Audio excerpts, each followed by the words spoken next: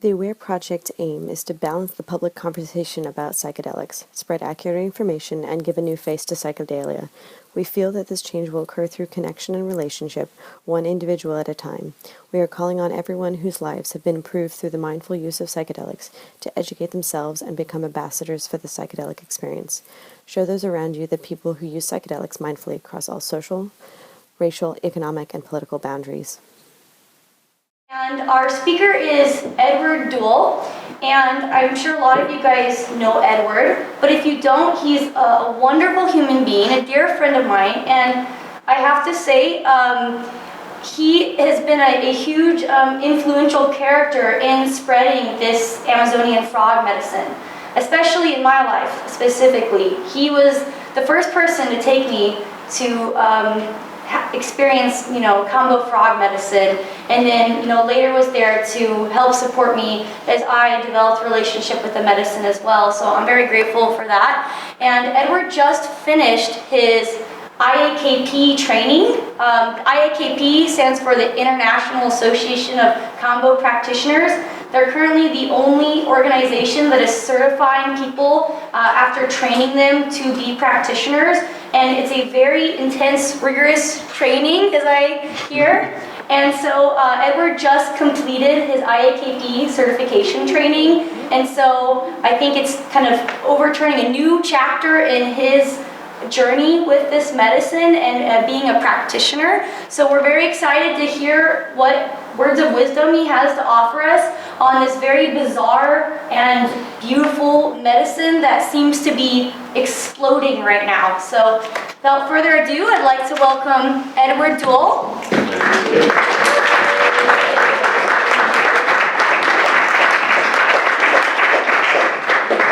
Yay! Is the microphone working? Yeah. Yeah, sweet. Hey, Jason. How y'all doing? Good. Good? Thanks for coming, guys. My name's Edward, as Caitlin mentioned. I'm a Kambo practitioner now with the IAKP, and we're here to have a discussion about my favorite little frog friend. But first, let's arrive. So let's all close our eyes together. Get your feet on the ground. We'll take a deep breath in together. Let something go. And continue to breathe. And ask yourself, why am I here? Why did I drive here tonight? Maybe you've done Kambo many, many times. And you're here because you've experienced the magic of this medicine. Maybe you're a friend of mine and you're here to support me. And if you are, I really appreciate that. Maybe you're just curious. You've heard about Kambo. You want to know what it's all about. Maybe your friend or your partner dragged you here and you are seriously not too sure about this whole frog medicine thing. Or maybe, like me, you're here because the spirit of Kambo has called you here. Maybe, like me, this little frog has some big plans for you. We'll take a deep breath in together. Let something go. Open your eyes, arrive. Welcome, everyone. So, yes, we're here to talk about Kambo, Viva Kambo, the life-giving frog of the Amazon. I have been working with Kambo for almost 3 years now, and my introduction to it came in the form of a ceremony out in the desert hot springs. I had been into my healing path for a little over a year, and I kept hearing about this frog medicine. It's supposed to be really good for you physically, purges toxic emotions. I would see scars that people had from the application. I was super curious about this stuff, but I couldn't find it anywhere. It wasn't as big then as it is now. I finally found a practitioner out in desert hot springs and drove almost 3 hours out there to go to my first ceremony, and the only thing I remember from it is laying on the floor of the bathroom, because it was the coldest place I could find, legitimately thinking I was going to die. Like, you've done it now, man. You're doing all this plant medicine stuff, this and that. Now you found this crazy frog, and you're going to die. Your heart's going to stop. I didn't. I, in fact, felt amazing after that ceremony. I remember waking up the next day feeling like I had just been buffed clean on every single level, like this frog had taken a giant polish to my soul. I felt absolutely incredible. I felt good enough to go back a second time. That ceremony was even harder, and I kept going back. I went back 1 to 3 times a month for over 2.5 years now. I've been doing it that frequently. I would drive out to the desert to train and sit with this particular woman for about a year, and after a year of working with her, she gave me a stick of medicine. She said, I hope that you work with this. I hope you bring this medicine out. And I started to treat myself quite regularly, developing a pretty close relationship with the frog. And it's an intense process, as we'll describe a little later on in this speech. So self-application really requires a serious degree of commitment to your own self-healing. I did that for a little over a year. I started to work on close family and friends, started to work on people in tight community circles here in San Diego. And then last fall, I got a call from a gentleman who was running an aftercare center for people who had just received Ibogaine treatment for heavy, serious addictions they were going through. He wanted to talk to me because he wanted me to practice Kambo with his patients, his clients. And I had a decision to make. I had to decide, was it responsible of me to accept this position and to treat this population that really needed it the most, or was that irresponsible? Did I need more time to cultivate my craft as a practitioner? And I meditated on it for a long time, and I asked for guidance, and the answer that came back was yes. It was time for me to open up my doors, and that's what I did. I worked there for a couple of months, and it was a life-changing experience. It was the most fulfilling thing that I've done so far in my path as a Kambo practitioner, is work with these people coming out of heavy addiction who need it the most. I have addiction in my past as well, and to be able to sit across from them and know that I was helping and that the frog was helping was extraordinarily fulfilling to me. So what is Kambo? Kambo is the secretion from this guy, the giant waxy monkey tree frog. It's also known as the Philomedusae bicolor. That translates to leaf guardian from the Latin. It is native to the Amazon rainforest, specifically Peru on the Brazilian border, all throughout Brazil, Colombia on the Brazilian border, and French Guiana as well. Kambo has no natural predators. If you've ever done it, you'll know why, because eating one of these frogs would be like doing thousands of points of Kambo all at the same time. So word has spread through the jungle, like, do not mess with that little frog. Like, jaguars will run away from this thing, like, oh God, I'm sorry, frog. So because of this lack of predators, the frog is not endangered at all. It's ubiquitous as a species. The only thing that threatens it is the destruction of its habitat, the Amazon. So the actual medicine itself is the secretion from the frog. And they will collect the frogs kind of like this. The frogs will sing to announce a rain. The tribes will mimic that song early in the dawn. It's not a pretty frog song. It sounds like dogs, actually. It sounds a lot more like barking than a frog, more doggy than froggy, if you will. They'll mimic the call to lure them down from the trees, and they put 4 sticks in the ground, and they'll tie the frog up to those sticks like that. The shaman will then massage the frog's big toe to get the secretion to release. I think our next slide is the secretion, actually, if you want to hit that. There it is. That white waxy stuff, that's Kambo, and that's actually why it's called the waxy monkey tree frog as well. This is fresh Kambo, which is like 10 times stronger than the dried stuff. I've never tried the fresh stuff. So they'll get that leak secreting out of the frog. They'll take a small piece of wood and they'll put it onto a larger piece of wood. It's called a plank, and that's what the Kambo comes on. Now they're very careful to only take a little bit of the initial secretion from the frog. They don't take all of it because they will drain the frog of all of its natural defenses, and the Kambo won't be as strong. So a good stick of Kambo will contain the initial secretions, just the first little bit, from 5 to 6 different frogs. Now the strings that they use to tie the frog up have white dye on them, and when they release the frog, they'll have a little white line around their legs. that line takes about 2 to 3 months to fade. So the next morning when they call down frogs to get the next layer on the stick, if they see a frog come down that has a little white line on its leg, they know not to mess with it for the next 2 or 3 months. That way it can replenish its defenses. So this leads to ethically sourced sticks because the frogs are not being drained of their defenses. They have plenty of time to replenish. And it also leads to very, very strong medicine. Now, the tribes, the indigenous that work with these medicines, they're animists. They believe that everything in the forest has a spirit, and that if you anger that spirit, it's gonna come back to bite you. So they are very, very careful to not upset the frogs in any way, shape, or form.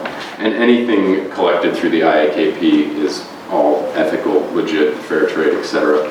So every tribe kind of has its own origin story. There is one overarching legend that seems to trace through all the tribes, and that's the story of a shaman named Poole. The story goes that this man's village was sick, and all of his tricks of the trade were not working. He had used all the herbs, he had used all the plant medicines, nothing was healing his people. So he drank ayahuasca with the intention of learning from the grandmother how he could heal his people.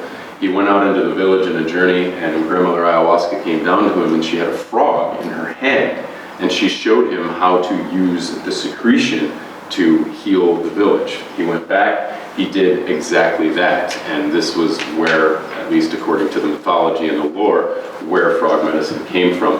When that man passed, again, his name was Kambo, his spirit merged with the spirit of the frog, and that's where we get the name Kambo from.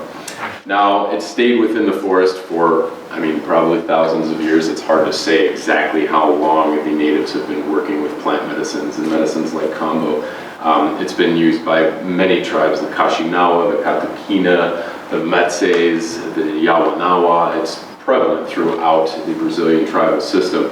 But it stayed there, really, until the 1980s. There was a man named Peter Gorman. He was an investigative journalist and an adventurer. He was living with a tribe called the Metses, who are Peruvian and live right on the border there with Brazil. They're one of the main tribes that work with this medicine.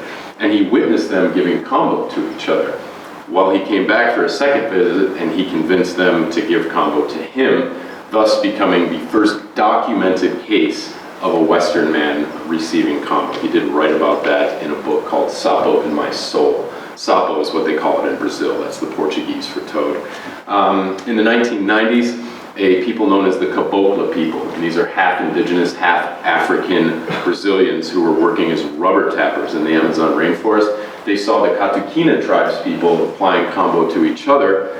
They asked the tribe to apply Kambo to them, and they were out there long enough that they actually learned how to apply it themselves, and they began to bring it out of the jungle into the towns and cities around Acre, Brazil.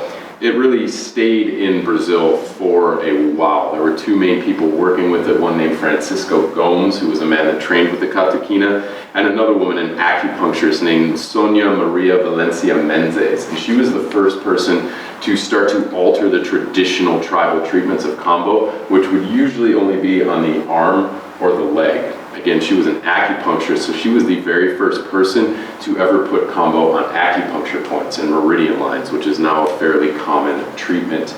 Recently, Kambo, as I'm sure many of you know, has blown up in the West. Even in the past 3 years, it seems like everyone is asking about Kambo or doing Kambo or trying to find out where they can do Kambo. It's been covered by ABC, Fox News, Vice, Playboy did a spot on Kambo a couple of years ago, and it's really getting a lot of attention as people discover how effective and powerful this medicine is. It is legal in every single country in the world. It is totally legal, which makes it a lot more accessible than other plant medicines that people might be looking for. So traditionally, Kambo is used as hunting medicine. They say it contains hunting magic. The men of the tribe will take Kambo before they go out on a hunt for the physical benefits that it lends. It sharpens their eyesight so they can see monkeys up high in the canopy of the rainforest and aim well enough to kill them with these small bows and arrows that they use. It increases their hearing. It increases their sense of smell, it increases endurance, they're able to run for long distances looking for their prey, and the tribes claim that it makes them invisible by actually masking their human smell for a couple of hours. They'll use it medically to treat snake bites, malaria, infections. They actually sometimes, one tribe in particular, uses it to keep unruly children in line. If the kid's acting up, they put a few parts of Kambo on the back of the neck. Like, yeah, parenting with Kambo, like, wouldn't that be fun, right? Kids that act up, like, oh God, don't get off the Kambo, I'm sorry. I'm sorry. Yeah. Does someone have a black Prius that might be possibly blocking somebody that's in the alley? Is that anyone here? Yeah, sorry. That's you. Yeah, sorry. Some guy was asking us about it. Thank you. Great. No Proceed. So men will traditionally also use Kambo for virility and to attract a mate. They say it makes you like, strong like a bull. They use Kambo to clear what they call penema. And penema, you could call it bad luck, bad spirits, depression, negativity. It's essentially a dark, energetic cloud that hangs over a person. Kambo will lift that and allow for greater clarity, flow, ease of life. Now, thankfully, most of us don't have to worry about malaria or snake bites, but we are subject to an array of modern maladies that Kambo has also been used to successfully combat. There's a wealth of anecdotal evidence that shows that Kambo is very effective in treating chronic disorders like Lyme's disease, autoimmune disorders, rheumatoid arthritis, infertility, herpes, hepatitis, HIV, depression, cancer, PTSD, addiction, candida, migraines, viruses, infection, inflammation. The list goes on and on. This stuff is used for many, many things in the modern world. It's one of the most powerful, effective cleanses available. A series of 3 treatments is known as an inoculation, and it really does seem to inoculate us against disease and infection. Some of the peptides present in Kambo, specifically one called dermorphin, actually are shown to have a positive effect on the immune system as well. Now, that said, Kambo isn't for everyone, and it's not always the right tool for the job. This is not a medicine for the faint of heart, literally, as severe heart conditions are just a number of one of the contraindications that we have, which is the next slide, please. Thank you. Should be. There we go. So, contraindications to Kambo include anyone who has serious heart problems, anyone who's on medication for low blood pressure, anyone who has had a stroke, brain hemorrhage, aneurysm, blood clots, anyone obviously who lacks the mental capacity to make a decision to receive Kambo, anyone who has serious mental health problems, excluding PTSD, depression, and anxiety. It can actually be really good for those things. Anyone who's undergoing chemotherapy or radiation therapy for 2 weeks before or 4 weeks after are contraindicated for Kambo. Anyone on immune suppressants for organ transplants, anyone who has something called Addison's disease, which is quite rare, but is a contraindication, anyone with current and severe epilepsy, anyone recovering from major surgery, anyone under 18, anyone who is pregnant or may be so or is nursing up to 6 months old, people who have been doing water fasting or a series of coffee enemas or colonics are also exempt from Kambo. And a recent one they found, especially as this has gained more popularity in the recovery community, is that anyone who has taken 5-MeO-DMT, the bufo toad, no Kambo for anywhere from 2 to 4 weeks afterwards. This is a contraindication on the heart. Yeah, people have learned that the hard way. So Kambo is sometimes referred to as ordeal medicine. It's not an easy experience, but it's always worth it. Some of the most common feedback I get from clients is, that was awful. When can I come back? That's pretty common, actually. So what's so challenging about it? I'll kind of take you through the process. I'll walk you through from prep to what to expect in the ceremony to what to expect after ceremony. So Kambo doesn't require a strict pre-diet like ayahuasca does. You can have salt, you can have fermented foods. It is recommended to eat healthy and to stay hydrated in the days before Kambo. Absolutely no recreational drugs or alcohol for at least 24 hours before and after, ideally more like 3 days. I do get a lot of clients who are using medical marijuana to treat conditions, to treat pain, anxiety, induce hunger, etc. Medical marijuana is okay before combo. I will do a medical intake with everyone that sits with me before they come to make sure they're healthy enough to receive combo, to make sure that they don't match any of the contraindications, and to also have a talk with them about their intentions. Now, it requires a 10-hour fast before receiving combo. You want your system to be absolutely clean and clear so that the medicine doesn't have anything big to get through. And before, like right before you receive the medicine, like in 10 to 15 minutes before, you have to drink 2 liters of water. Now there's 2 reasons for this. One, combo is going to pull all these toxins from your body. It needs a place to put them. It's going to put them in the water, and the water acts as a carrier agent to get it out of your body when you purge. 2, combo, especially if you think in terms of Chinese medicine, is hot. It's pure fire. The water will cool it down a little bit. So because of this, it is highly recommended to not overhydrate the day that you receive combo. Drink as much as you want the day before, but in the hours leading up to a combo ceremony, you only want to drink as much as you need to stay hydrated. If someone were to drink 2 or 3 liters of water before a combo ceremony because they think it's good to stay hydrated, then they come into the ceremony and they have to drink another 2 liters of water, they can run the risk of hyponatremia, which is actually drinking too much water, and in severe cases can actually be deadly. So application, combo is applied through burns in the skin. They're called gates. We've got a slide. They're burned either in a straight line or in patterns, and they're traditionally done with a small piece of vine called timshi. It's done quickly. It doesn't really hurt if it's done right. The burns are just a quick, just like that. It takes a nanosecond for each one. A line should be done very quickly. You just want to get down the first layer of skin to expose the lymph as combo is absorbed through the lymphatic system. The gates can be applied at different points of the body to treat specific ailments or to work with the individual's intentions. So anyone who's receiving combo for the first time should receive what they call a basic treatment or a traditional tribal treatment. And that would traditionally be left arm for the men, right leg for the women. I'm not really picky. If women want to get it on their arm and men get it on their leg, that's fine with me. But you want to keep it to a basic treatment for the first time because those are easy spots to receive combo. It's going to be less intense than if you get it over a chakra or a meridian point. Those receiving combo for the first time should also always receive what's called a test point, and that's 1 point of medicine.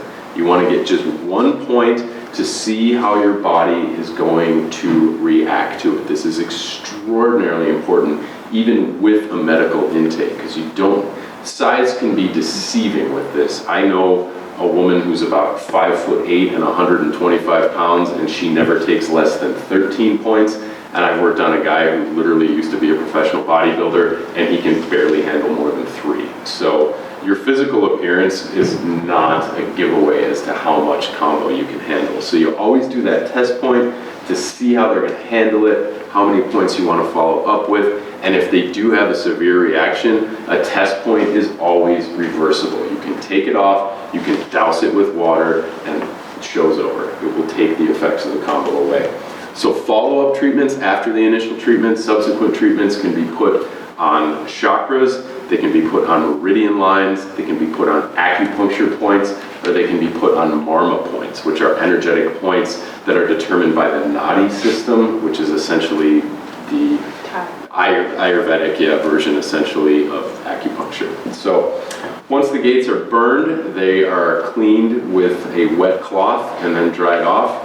The combo is reconstituted with water, we've got a slide, and scraped off of the stick into little pea-sized balls like that.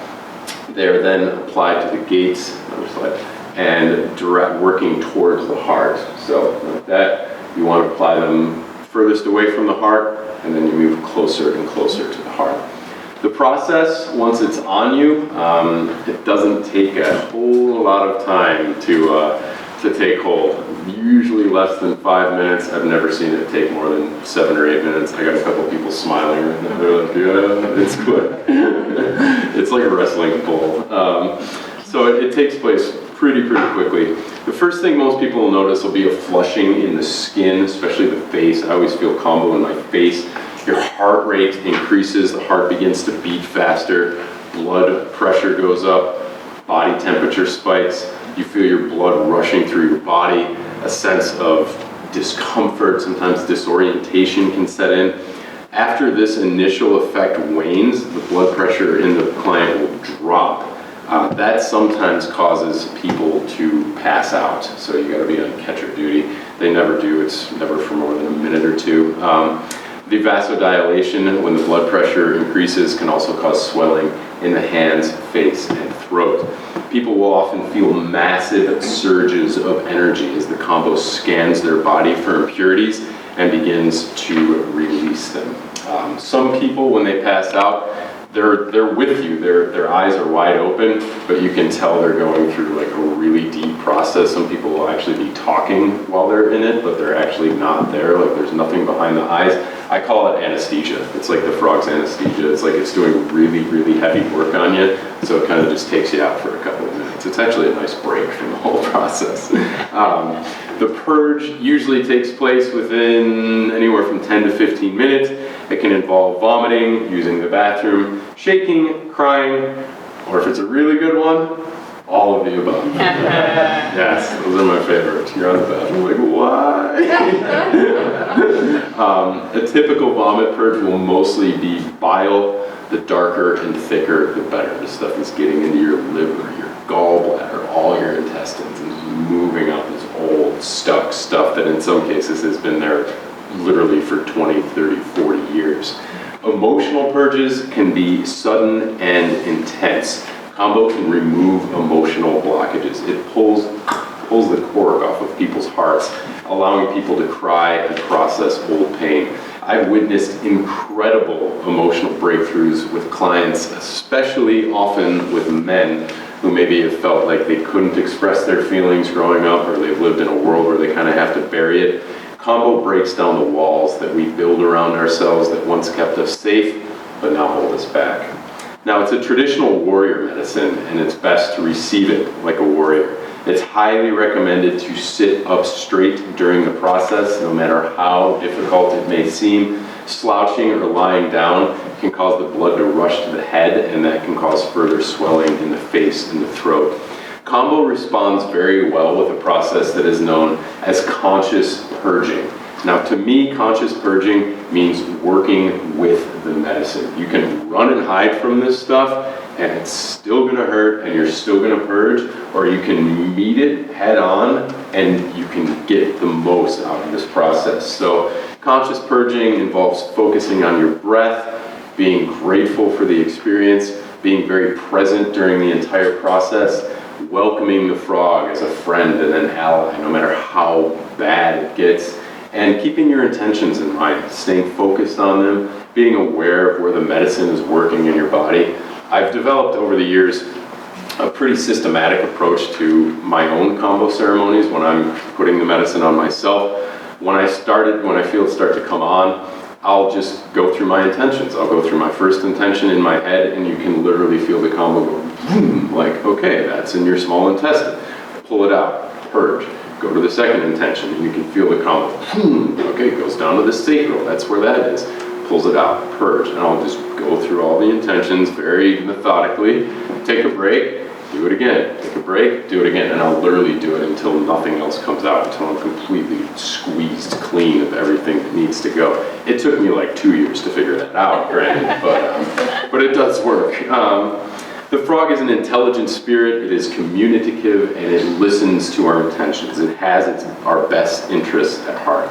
Now, as a facilitator, it's just my job to hold a clean, safe space and to keep everyone safe, to support people physically and energetically through their process. And this can involve simple things like walking people to the bathroom, catching them if they pass out and putting them in recovery position, coaching them through the difficult parts, reminding them what their intentions are, reminding them to focus on the frog as an ally, remember their intentions.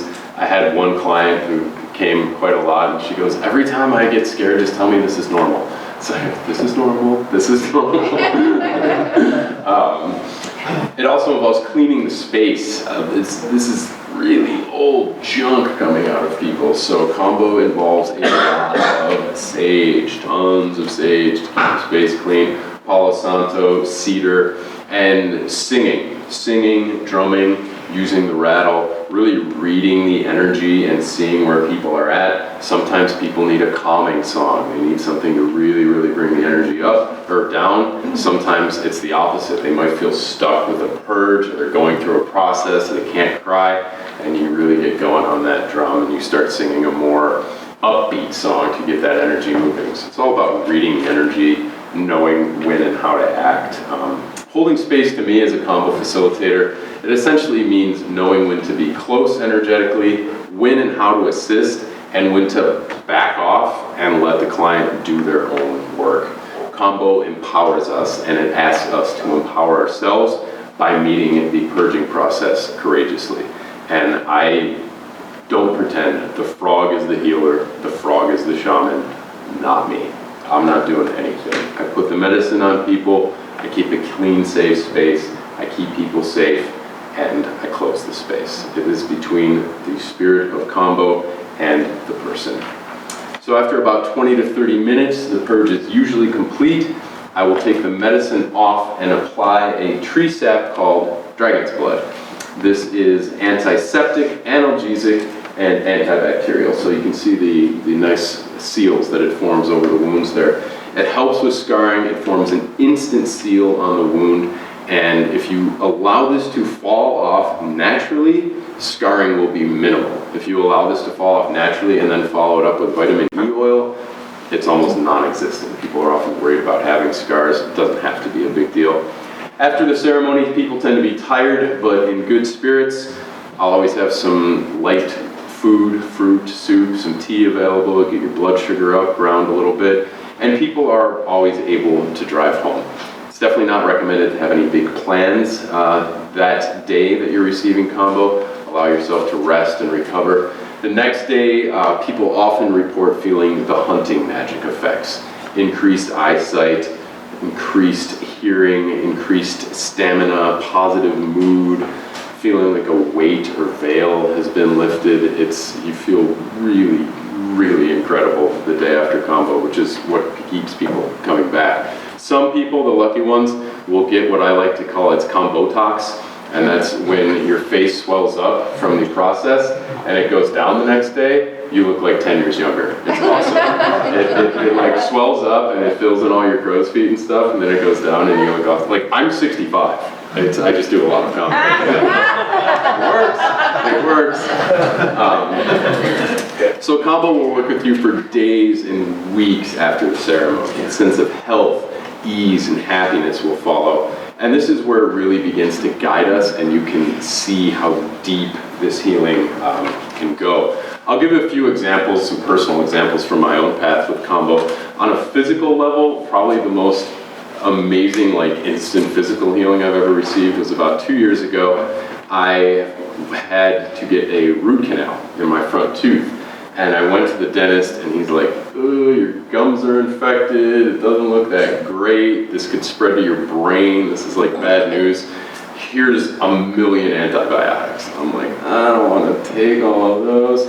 I was doing a self-administration with Kambo the next day anyway. I already had it scheduled. So I put the gum infection onto my intentions. And sure enough, the frog went, it went up to my gums. It scanned them kind of mechanically almost. I purged like 3 times and I went to sleep. That was Wednesday night. I went back to the dentist Friday morning for a follow-up.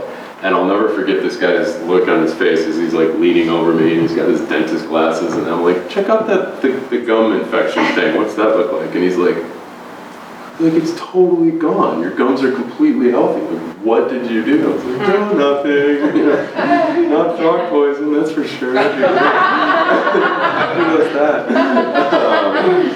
So on an emotional level, I can share a very personal experience that I went through with Kambo, and this was only the second time I had ever sat with Kambo. So this is a couple years ago. I'm still fairly new to this medicine, and I feel it shoot directly to my genitals. And I start to get a really painful, aching feeling throughout my genital area for a while. And when I'm purging, I could feel that I was purging directly from my genitals.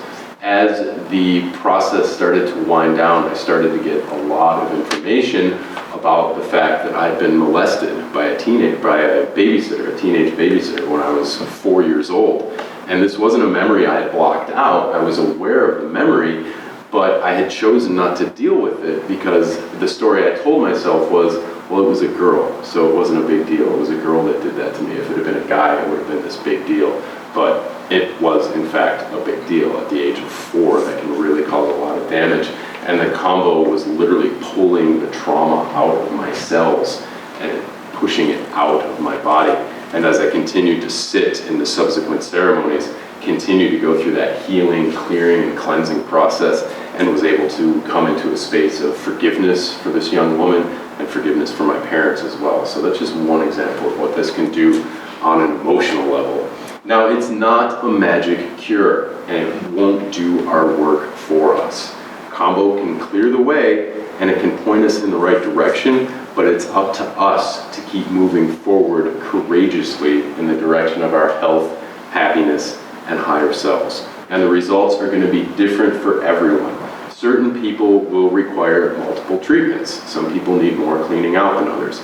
The Caboclo people of Brazil began the tradition of 3 treatments in a lunar cycle that's now very, very popular in the West. And it's not required, but I do see great benefit in sitting multiple times within a short period. After this initial cycle of 3 treatments, most people will come back to Kambo at least a couple of times a year, and I'm getting more and more clients who are incorporating this into their regimen of self-care and coming back sometimes as frequent as once a month. I've got like 3, I'm thinking about getting punch cards at this point. Not one screen, crazy. A small percentage of people will experience what is called herxing. This is named after the Herxheimer reaction, and what this means simply is that symptoms may flare up and get worse before they get better. It's a detoxification reaction. The Kambo is pulling toxins, and the body may experience bacterial die-off. This is often seen in people who are seeking treatment for Lyme's disease. Herxing tends to last only a few hours. The worst I've ever heard of is like 2 days, and it does get better with each subsequent treatment. It's just a part of the body healing itself from chronic conditions. So how does Kambo work? We'll talk about this on a science level and on a spirit level as well. On a scientific level, Kambo is loaded with bioactive peptides. Now, peptides are short chains of amino acids. Proteins are long chains of amino acids. And bioactive peptides perform a specific function in the body that our body recognizes as being beneficial, being healthy and good. Now, our bodies have a highly developed defense system, and they let Kambo right in through the front door. The peptides in Kambo have a very specific key that unlocks the human body on a cellular level and allows Kambo to pass through the blood-brain barrier, which is one of the reasons that it's so powerful. So despite how it may feel, our body doesn't reject Kambo. It actually opens to it on a very, very deep cellular level, which allows the medicine to treat resilient diseases and thoroughly cleanse our system of viruses, bacteria, infection, and inflammation. Kambo also contains neuropeptides, which help neurons to communicate with each other and can influence things like pain receptors, learning, memory, and appetite.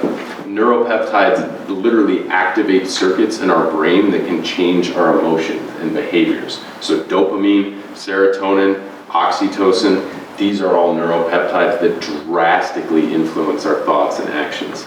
And the peptides in Kambo give the brain a neuroplasticity in the weeks following treatment that can make it easier for us to rewrite our limiting behaviors and thoughts.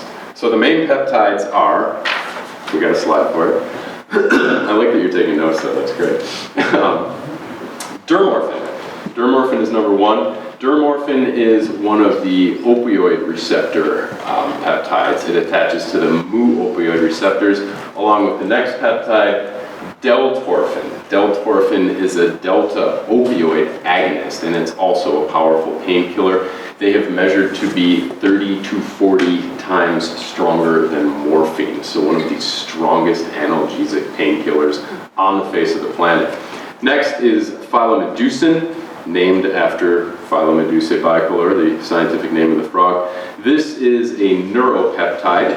It has a really strong effect on the intestines and the bowels. It contributes to purging. And along with the next one, phylloquinin, that causes the vasodilation, which increases the permeability of the blood-brain barrier and allows for a lasting reduction in blood pressure.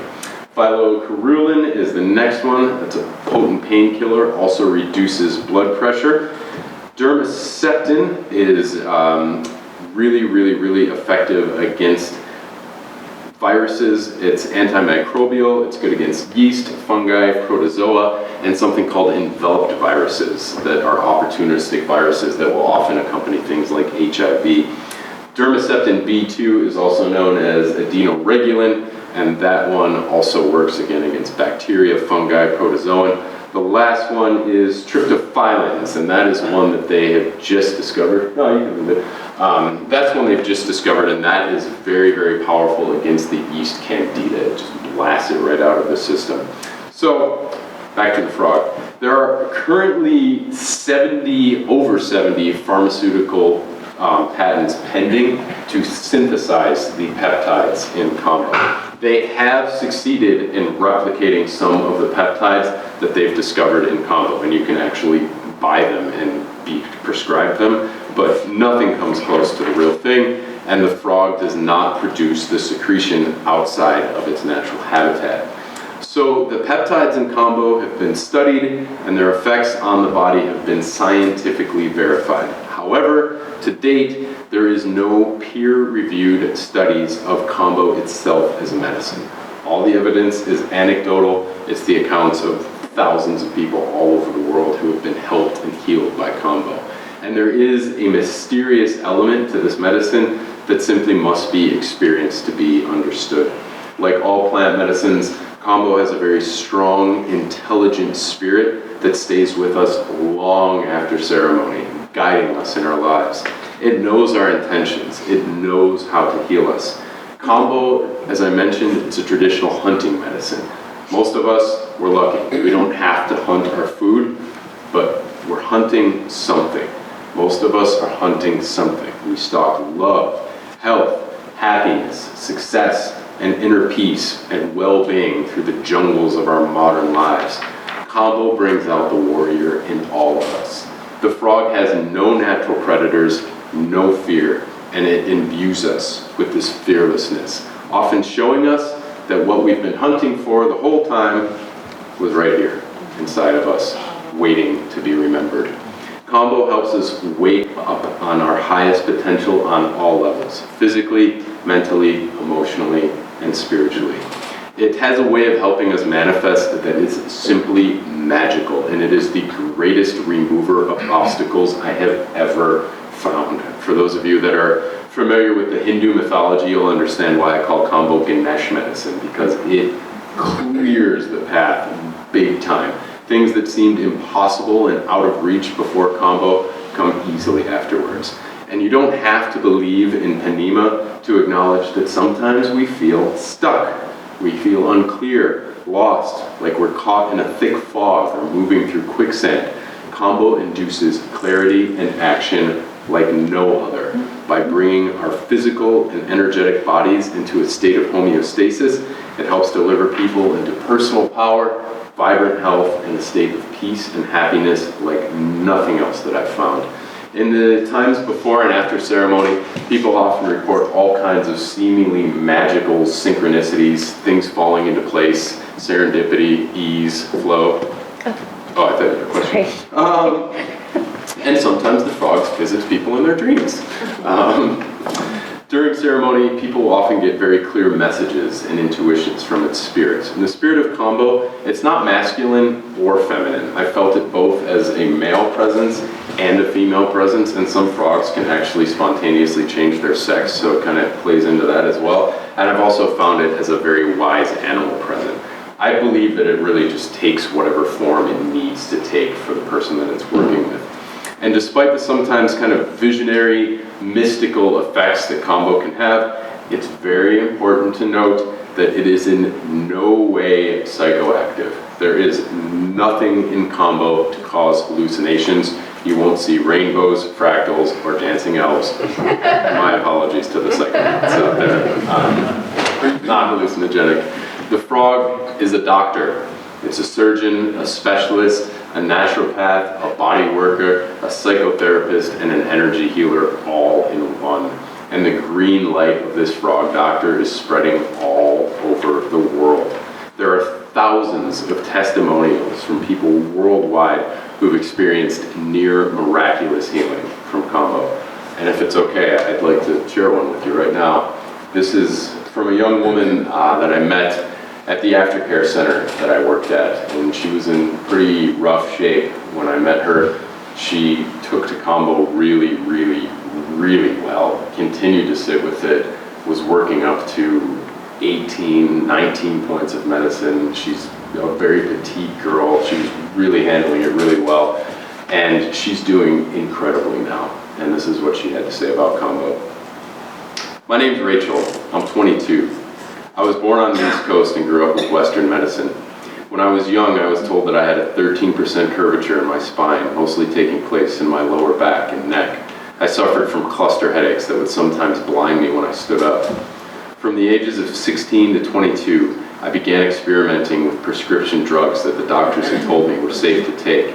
It started with Advil for pain, Xanax for anxiety, Adderall for focus. I soon found opiates. 1 pill turned into 9. 1 year turned into 6. My addiction was not easy on my body. Western medicine labeled me as incurable. I felt like they stole my body from me. I was so tired every day. All I wanted to do was eat, sleep, have sex, and die. My first Kambo experience was personally revolutionary. I'd felt sickly for so long that the actual fever, diarrhea, and vomiting it induced felt like nothing compared to what I had felt for the past 6 years.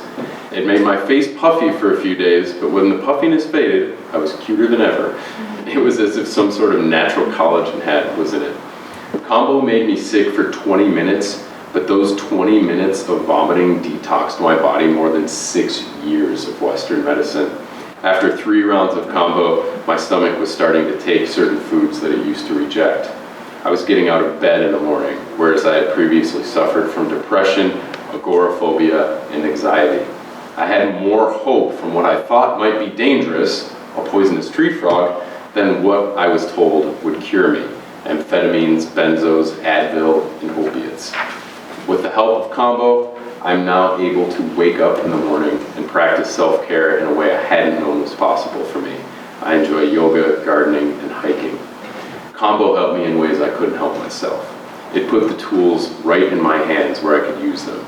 I think the most important part for me was that I kept a wide open mind and was willing to do the personal work that I was told it would take. I believed that it could help me. I believed I could help myself. If it works for me, I think it could work for anyone. And it can, and it does. I sincerely believe that every one of us deserves to be healthy and happy. I believe it's our human birthright. We all deserve that chance. I work with Kambo because it gave me a chance, and I see how it gives others a chance, and I want to share it with anyone who needs it. I run small circles at my home in North Park twice a week. I'm available for private sessions, one-on-one, for private group sessions, and as an accoutrement to spiritual or healing retreats. And I always offer to follow up Kambo with energy work, with theta healing, or with integrative coaching as well. I'm always happy to make myself available to anyone who wants to talk about Kambo to see if it's right for him. I got some little stickers up at the front table, got my website on them, I have business cards. You can contact me through the website or through Facebook anytime. If any of you or anyone you know has questions, I'm happy to sit down and talk about this remarkable medicine. I believe we got some time for questions, yeah? Mm-hmm. Floor is open.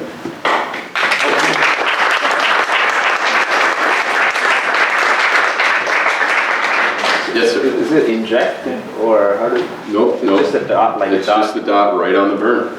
Oh, that's it. Yeah, you just put it right on.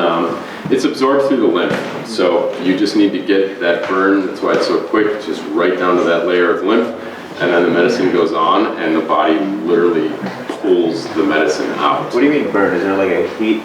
Mm-hmm. Oh, just like the slides I showed. Yeah, you just do a quick little burn like that. Put the medicine right on, and the body absorbs it from there. Oh. Mm-hmm.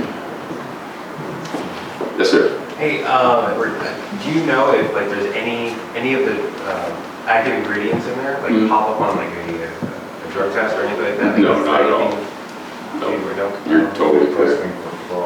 Yeah. In the past. I'm sure not fraud. You mentioned the contraindications that 5-MeO-DMT, one of them, is just DMT, or is it specific to 5-MeO-DMT, which is interesting. This is a new one that they just figured out really in the past year, as both Kambo and 5-MeO-DMT have become really, really popular in the kind of alternative addiction recovery treatment plans. You're not going to die or anything if you do 5-MeO-DMT and then Kambo, but what it does is it increases the heart rate to a point where it's just uncomfortable and people aren't able to be grounded and engage in the process of conscious purging.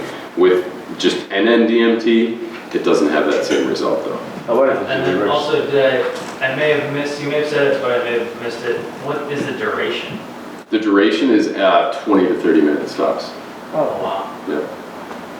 It's quick. It's like it never happened at 20. Short and sweet. Yeah, it's a little bit of pain for a lot of gain. It's not like it's never happened. It's you feel incredible. Like most people after 20 to 30 minutes, it's like I said, they're tired, but they're not done. They're not down for the count. And then the next day is when you get that hunting medicine effect, and you really feel really, really good and potent. Yes. Can you add on to what the spiritual aspects of it are, and what does that mean when you say? I mean, that's a great question. What the spiritual aspects of Kambo are, and what does that mean? The spiritual aspects are that it has helped me, and it has helped my clients and the people that I've really been working close with to access places in themselves, and it has helped me to access places in myself that were absolutely essential to my spiritual development, to my evolution as a human being, places that I was scared to go within myself. Kambo has helped me to forgive what I used to think unforgivable. It's helped me to forgive myself. It's helped bring me into my heart. It's helped me to cry, and I've witnessed this with so many other people, especially working with people that are deep in the throes of addiction, or people that are deep in the throes of these chronic conditions. In my opinion, there's always an emotional aspect to this stuff at the root of it, and you can throw this medication and that medication at it all day long, but until you get down to the underlying emotion underneath our addictions and our diseases, it's probably not going to go away. Kambo is the great revealer. It's incredible. You cannot hide from this thing. It's impossible. And it's incredible at getting down to that base root, which is sometimes buried deep. People don't even remember. Sometimes it's something in the cells. Sometimes it's something pre-verbal. And Kambo is incredible at getting that out. So does it open their minds up to something like a god, or a spirit, or an alien? I mean, I'm just wondering. Everybody's different. My answer would be it could for some people. Okay. Sure, I've seen that. Yes. But not like visually. There's no visual. Well, no, I think spirit's invisible anyway, but, you know, Yeah. I just wondered what the experience has been. Have they both been opened up to say, oh, I related to God, I related to a spirit, or I didn't relate, or I don't like God. You know, I just wondered. I've had some of my clients who have been in the throes of extraordinarily heavy addiction realize that yes, there is a greater something inexplicable out there, and that they have great purpose, Like the universal mind kind of thing. if you will. Yeah. You haven't gotten yet? I got two quick ones. How Yeah. long does the burn scars last? And second one is, so we do this, we go through a purge, we take it, we go through a purge, 20 minutes, we're about done with that. Then what am I doing? Sudoku?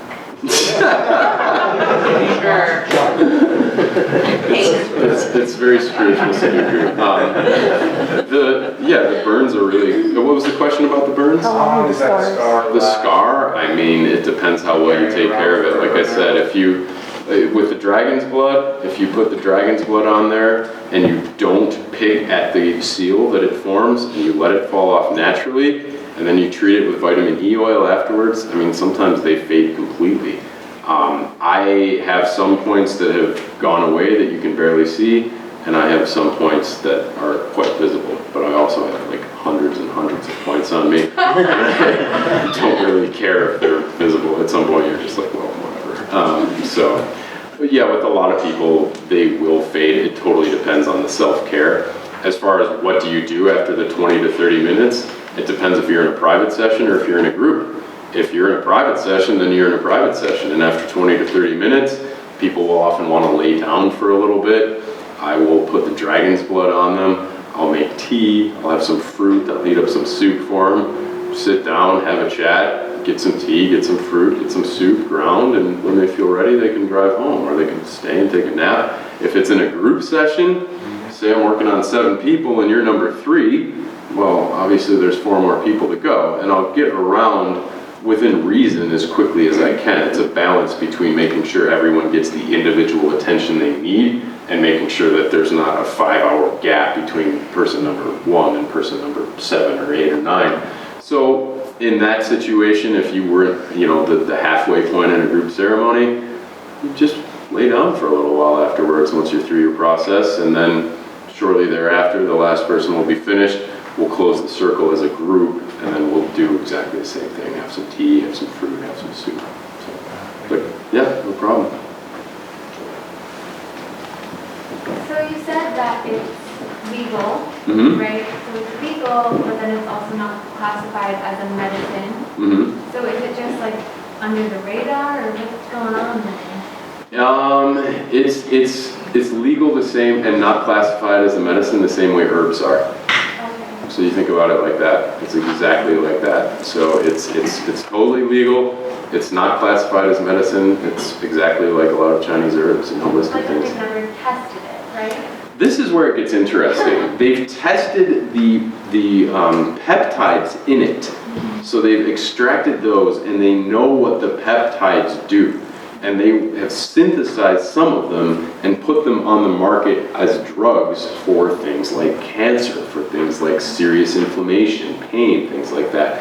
But they haven't actually tested the combo itself in a peer-reviewed group study. We'll see about that one. Because people are literally saving tens of thousands of dollars by using combo instead of using Western medicine. And they're not going to like that if that ever comes to the fore. So I could see this stuff getting some heat in the future. So is it a good thing or a bad thing that it hasn't been scientifically reviewed yet? The jury's kind of out on that one. And in this moment, I'm totally happy for there to stay under the radar for a little while. Yes. Is there a network of combo providers, like somebody in another state can find stuff? Absolutely. That's the International Association of Kambo Practitioners, www.iakp.org. They have a directory. There Say it again, www.iakp.org. There's a directory of practitioners. There are less than 200 certified practitioners in the entire world right now. And there are mostly on the coasts of America. Shocker, there's no Kambo in Kentucky. And also Canada, there's a lot in England, they're throughout the world right now. Now, there are other practitioners. Just because you're not a member of the IAKP does not mean that you cannot be an excellent practitioner. There's people that are not IAKP members that are fantastic practitioners. Going through an IAKP member ensures that you are going to someone who has undergone this training that is just crazy intense. It's a very, very high, like they've never had an entire group make it through. People always drop out, people don't make it. So it's a very high standard that they're held to. There's a code of ethics. It's over 30 rules in this thing that have to be memorized. They have to keep records. You know that the Kambo is coming from an ethically sourced place. They started a nonprofit to support the tribes, the Matses, that support 16 villages right now. And for instance, like as a member, every treatment that I do, money goes back into that fund. So if you can go through an IAKP practitioner, I think that that's best. Even if it is an IAKP practitioner, but especially if it's not, ask a lot of questions.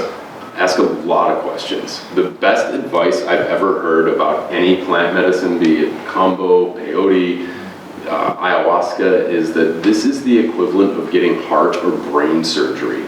And if you were getting heart or brain surgery, you would want to go to the best surgeon that you could find. And you would know everything about them. Everything about them. You would not mess around with this. And the same goes for any of these medicines. Yes, sir. What is your opinion about the intention for them to be synthesized?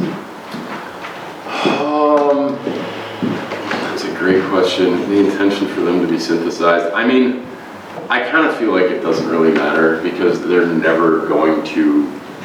never going to be the real thing, you know? And the thing about it is the power of Kambo on a scientific level really lies in its ability to break through the blood-brain barrier. And that is because of the combination of peptides going in at the same time. So even though they're synthesizing some of these things, they're still not breaking the blood-brain barrier and you're still not getting the full effect of it. So, I mean, I feel like they can try all they want, but there's no way you can recreate the real thing. It's just impossible. I put peptides on my skin every night and it didn't make any difference. Really? Maybe you should do Kambo instead. Yeah. Well, what I mean is they come in all these high-end creams, anti-aging things, and yeah, they do help anti-aging, but they don't make anything like this. Just do Kambo. I told you, I'm 65 years old. Yeah. I didn't have dragons Nothing. So you said there's a problem with 5-MeO then Kambo. Mm-hmm. Is there a problem with Kambo then 5-MeO? Totally fine. Totally fine. What about, can you do it around ayahuasca? Totally. It's amazing with the ayahuasca. Those two things are like peanut butter and jelly of the plant. Yeah, it's incredible. If you incorporate Kambo into an ayahuasca dieta, you can plan on going really deep because Kambo does the heavy lifting for grandmother. You know, it gets all that stuff out, and then when you go to sit with the grandmother, you're clean as a whistle, and she goes right to your soul. So it's quite common for Kambo before ayahuasca. You can also do Kambo after ayahuasca. So you can do like a kind of a warrior sit would be Kambo, ayahuasca, Kambo, ayahuasca. So put your seatbelt on for that one. You need a big bucket.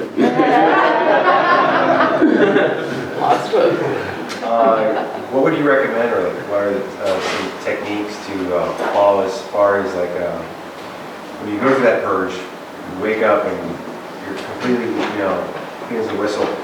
You said a lot of this helps out with like addictions. It helps out with like bad habits. What would you recommend to kind of maintain that, like kind of like that path of like I'm not going back to that anymore? I recommend a lot of things for that. I mean, courage is my #1 prescription. Playing the tape forward, and I work with some of my people to do integrative coaching afterwards of just really getting them through this process of like every time you want to pick up that cigarette or pick up that drink, play the tape forward. You know where that story goes and you know how it ends. And the beautiful thing about Kambo, especially when you're doing an inoculation cycle or people in very heavy addiction, you can't just do Ibogaine, you can't just do Kambo. You have to have a support system outside of that. So there has to be a framework that this is done within, and there has to be support outside of that. But the beautiful thing about these medicines is they create, like I said, that window of time in which the neuroplasticity in the brain is pretty high, and we can, it's easier to choose to rewrite these programs. It's easier to choose to rewrite that script. But it is just that at the end of the day, it's a choice. And if a person's not ready to get well, nothing is going to make them well. There are a lot of things that can help, but it's ultimately up to the person. So it's a question that for most people, I really recommend an accountability program. I recommend like a coaching program. I recommend talking circles. I recommend a mentoring program. I recommend community involvement. I recommend having good people around them who support their process and can help them get through it. Is that helpful for like all addiction? All different types of addiction? Or is it, yeah. Absolutely. Because it works, because again, like I said, we can treat the symptoms and the causes. It's like, you know, if you think of this as a weed, like you can hack at the weed, but you're not pulling it out. So in my opinion, addiction almost always comes down to the brain. It comes down to stories, you know? And whether that be addiction to something like heroin or going on your phone all the damn time, like what they call a soft addiction, which is an addiction. It's a problem for people, you know? It works with the intention. It is a intelligent, communicative medicine that will understand your intention, and it will make it easier for people to not reach for the cigarette or not reach for the phone or not reach for that. But at the end of the day, again, the choice really lies with that person, and I believe it's incredibly important to have a network of support, mentoring programs, coaching, talking circles, etc.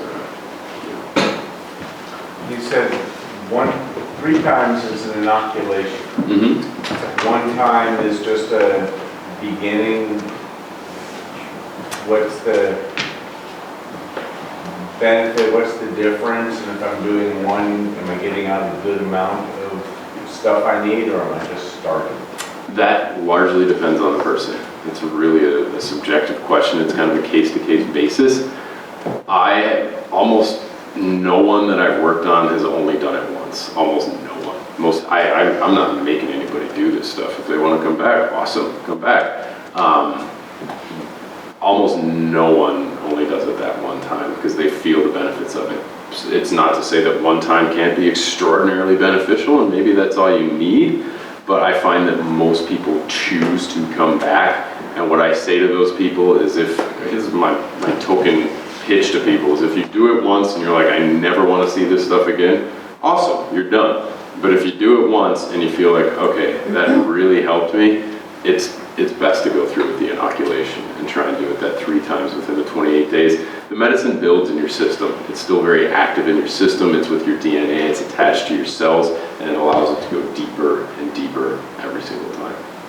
And you can do, there's warrior initiations. You can do 3 in 3 hours, 2 in 2 hours, 3 in 3 days. There's different ways to handle this stuff. What's the price point for this, or is this not the venue for that? No, Kambo is affordable. I do my group sessions, I begin $80 to $120 on a sliding scale, and I have literally never turned anyone away, because I believe that everyone should have this medicine, and if someone has 20 bucks in their pockets instead of 80, that's kind of screwed up of me to turn them away over $60. I'm just not going to do it. So, yeah, it's very affordable. Okay, thank you. Mm-hmm. How often do you do it? Every month, all the time. Just like once a month? Yeah, it depends. They recommend you don't want to do it more than 15 times a year because you get too used to it. It depends. A lot of people will go through the initial inoculation and then they'll kind of come back as they feel like they need to come back, and that typically looks in my experience, that looks like every couple months for people. I got some people that are starting to come back every month. For people like me, I've got a really strong relationship with this stuff, and as a practitioner, I'm working with it for different reasons. I do it usually once a month. In my training, I did it 5 times in 2 weeks. And you can diet with, if you get really into the path, you can diet with Kambo as well. So you could do it like every day for 7 days, every day for 10 days, and just get deeper and deeper and deeper. And it never stops finding stuff. Like, we're never clean, you know?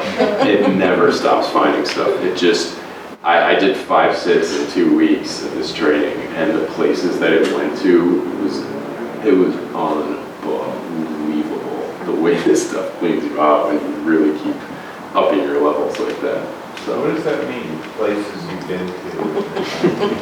What's that? What do you mean? The places that the Kambo took me? All of a sudden I'm sitting there having a love affair with my spleen.